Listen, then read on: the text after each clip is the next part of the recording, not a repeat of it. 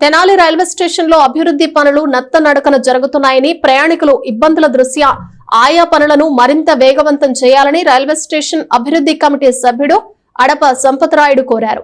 Station లో జరుగుతున్న పనులను పరిశీలించి అధికారులకు పలు సూచనలు చేశారు. తెనాలి రైల్వే స్టేషన్ అభివృద్ధి కమిటీ ఆధ్వర్యంలో స్థానిక రైల్వే స్టేషన్లో జరుగుతున్న పలు అభివృద్ధి పనులను సోమవారం పరిశీలించారు. ఉదయం స్టేషన్ను సందర్శించిన అభివృద్ధి కమిటీ సభ్యులు అక్కడ పనుల నిర్వహణ తీరును పరిశీలించారు. స్టేషన్లో అభివృద్ధి పనులు నత్తనడకగా జరుగుతున్నాయని కమిటీ సభ్యులు అడప సంపతరాయుడు అభిప్రాయపడ్డారు. ప్రధాని నరేంద్ర మోదీ నేతృత్వంలో రైల్వే మంత్రి వైష్ణవ్ ఆలోచనతో అమృత భారత్ పథకం కింద 27,65,00,000 రూపాయలు కేటాయించి తెనాలి రైల్వే స్టేషన్ను పూర్తిగా ఆధునీకరిస్తున్నారని చెప్పారు. స్టేషన్లో అసంపూర్తిగా పనులు ఉండటం వల్ల చాలామంది ప్రయాణికులు తీవ్ర ఇబ్బందులు పడుతున్నారని చెప్పారు. పనుల జాప్యంలో కాంట్రాక్టుల నిర్లక్ష్యం చాలా స్పష్టంగా కనబడుతోందని అన్నారు.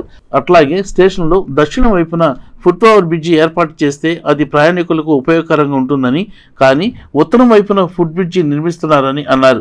దీనిపై పునఃపరిశీలన చేయాలని కోరారు. అయితే పనులు మరింత వేగవంతంగా జరిగేలా చూడటంతో పాటు అక్కడ ఉన్న ఇబ్బందులను రైల్వే స్టేషన్ సూపరింటెండెంట్ వెంకటరమణకు తెలియజేశారు. ప్రయాణికులకు సంబంధించిన పలు ఇబ్బందులను అధికారులకు తెలియజేశారు. ఈ కార్యక్రమంలో దారా సాయిగుప్తా, కుశల్ రాజ్ జైన్, శిఖా రవీంద్ర, తిరువై వెంకటేశ్వరరావు తదితరులు పాల్గొన్నారు. తెనాలిని కూడా అమృత భారత్లో పెట్టడం, దీనికి 27,67,00,000 రూపాయలు కేటాయించడం జరిగింది.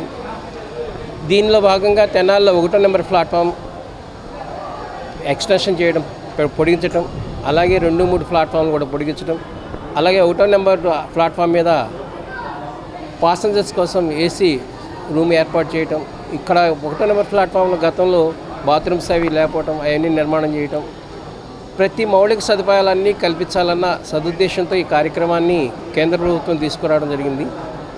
కానీ దురదృష్టవశాత్తు ఈ రోజున అనేక కారణాల మూలంగా ఇక్కడ పని నత్తనడక నడవడం చాలా బాధాకరంగా ఉంది.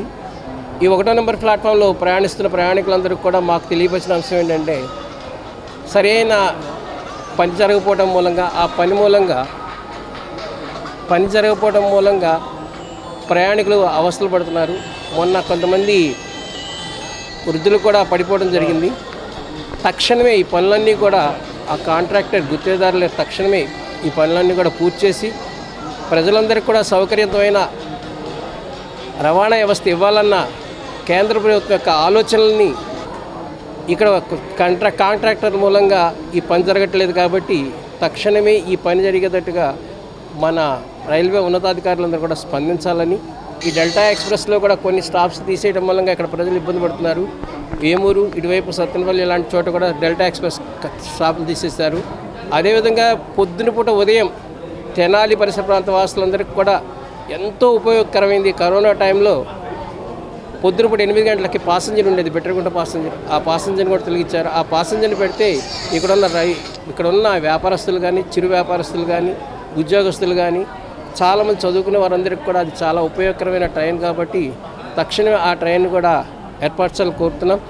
ఇలాగే సాగితే మేము కూడా మా యొక్క పార్టీకి, భారతీయ జనతా పార్టీ సంబంధించిన అశ్విని వైష్ణవి గారికి మరియు మా కేంద్ర ప్రభుత్వానికి కూడా ఇక్కడ పని సవ్యంగా సాగట్లేదని, పని మరామతులు తొందరగా చేయట్లేదని మేము కూడా వాళ్ళకు కూడా తెలియపరిచి ఈ సమస్య పరిష్కారం కోసం మేము వారికి కూడా లెటర్స్ రాయాలనుకుంటున్నాం.